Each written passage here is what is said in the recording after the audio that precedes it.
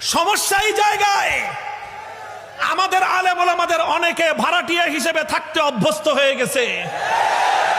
কিন্তু আমি বিশ্বাস করি এদেশের 200 বছরের স্বাধীনতার ইতিহাসে রক্ত যদি কেউ দিয়ে থাকে, আমার দাদার রক্ত ঝরেছে স্বাধীনতার জন্য।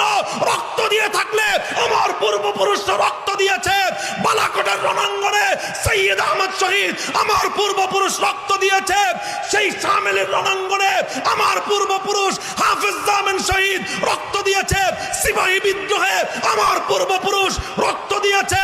1916 সালে তাহরিকে রেশমি রুমাল রক্ত দিয়েছে শাইখুল হিন্দ মাহমুদ হাসান দেওবন্দি।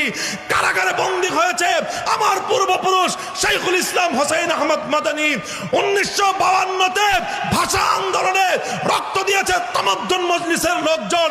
1954 সালে যুক্তফ্রন্ট গঠন করেছে আমার দাদারা, আমার পূর্বপুরুষ মাওলানা আতহার আলী রহমতুল্লাহ আলাই। আমার বাপ দাদার রক্তের উপর দিয়ে যে দেশ স্বাধীন হয়েছে, সে দেশে ভাড়াটিয়া হিসেবে থাকতে পারবো না।